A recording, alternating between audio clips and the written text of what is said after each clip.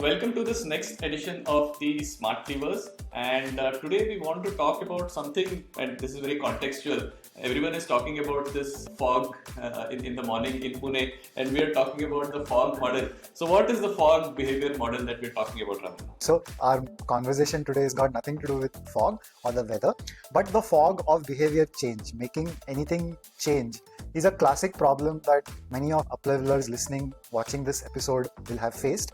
And so the Fogg behavior model is created by Professor BJ Fogg. Someone, if you've seen some of our past episodes, we've spoken about his famous tiny habits method. And so BJ Fogg, a Stanford professor, has been researching behavior change. So the idea behind the Fogg behavior model is that there are three components to any change in behavior. One is the motivation of the human involved, then the ability of the human involved, and something called as prompts or triggers. So you can think of the equation B is equal to MAP, where M stands for motivation, A stands for ability, and P or T stands for prompts or triggers. So now let me quickly break these three. Let's say you want someone to start writing more often because they've promised that they will feature themselves on LinkedIn, and this is not something they're doing right now. So the motivation side of it is that maybe you need to really give the stirring speech like some of the actors do in sports movies at the end of it and really get them all excited to post on LinkedIn. But the problem is that doing it every day is a challenge. You are not going to be able to give that stirring speech every day. So you will have to ultimately let them figure out their motivation, and their motivation every day may be very low because this is not in their list of priorities unless they want to be a LinkedIn influencer.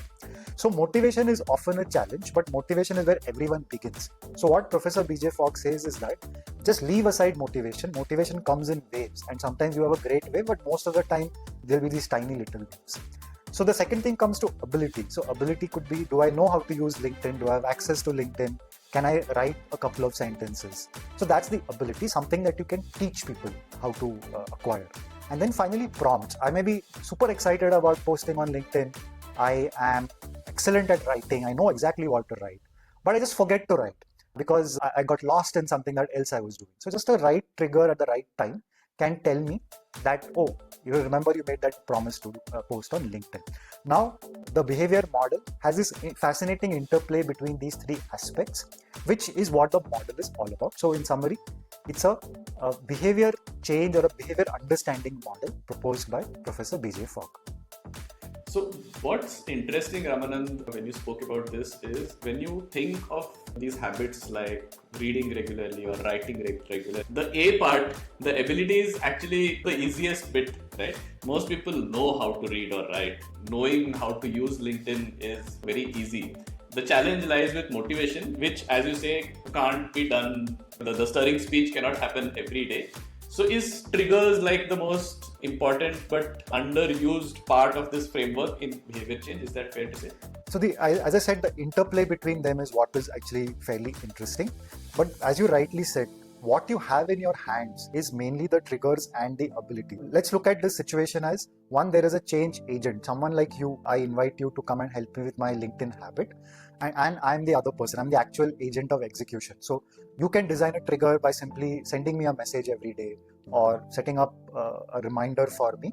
And that takes care. So that's the easiest part to fix. It may not be the most effective if I'm not very good at writing on LinkedIn. So you might have to lessen the load for me. You may have to say, fine, just write one line. Or maybe I'm good at photography. What I'll do is take a photograph and post it. Stay away from writing. Or you might supply the content for me. You might be my LinkedIn ghostwriter. And so my ability to do it could be zero, but you have essentially solved the problem for me. So for you as a change agent, triggers and ability is what you can really take care of. But if I'm just totally unwilling to hit publish for whatever reason, then you might have to do something about motivation. You might have to say, give me access to your LinkedIn and I will be the face of Ramanand on LinkedIn.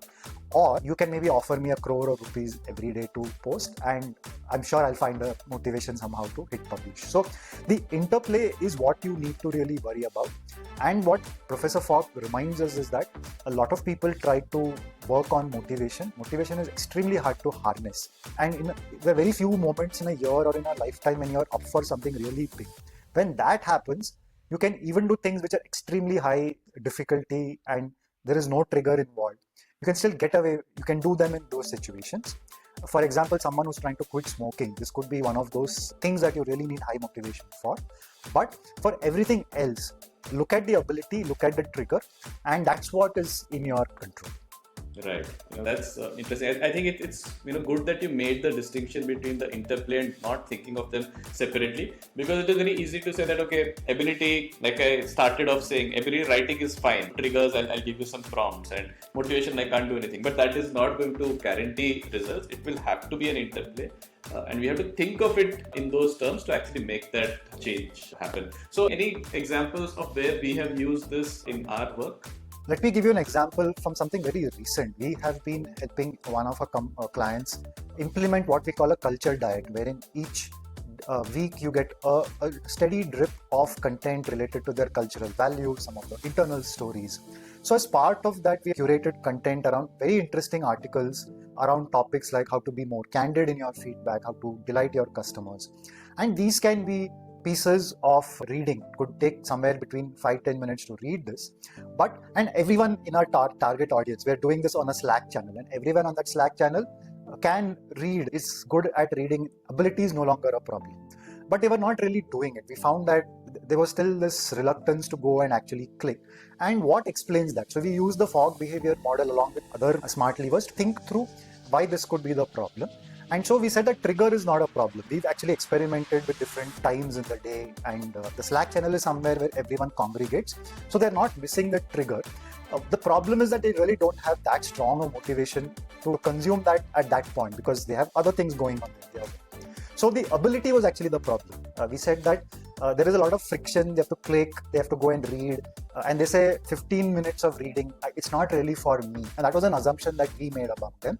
So now all we did was we turned it into a small infographic, which we post along with the article. Some people will still read the article because this excites them and it's increased their motivation to read the article. But for a lot of people, the ability to consume an infographic on their channel is a lot easier. It's much stronger than going somewhere else and spending 15 minutes. So that's a small change that we've made, and people have started consuming that as well. So something as trivial as that, which you do every day, can be fixed with something like the Fogg Behavior Model.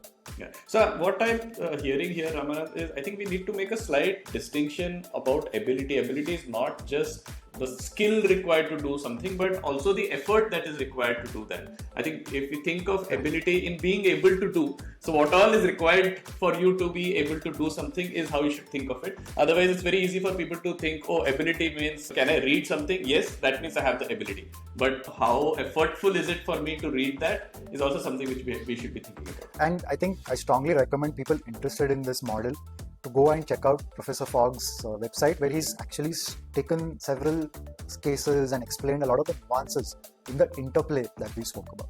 And why do you think this should be part of the uplevelers toolkit? Yeah, so if you're upleveling something, you're changing behavior at some point. It could be for yourself, it could be for someone else. So earlier we've spoken about the tiny habits method, and we've said that it's a great way to start your habit. The key insight there is that you may not have great motivation to begin with when you're adding a new habit on the day when you actually practice the habit. The day before, you may be very eager to do it. The trigger is, again, as we said, it's not a problem. You can set a reminder.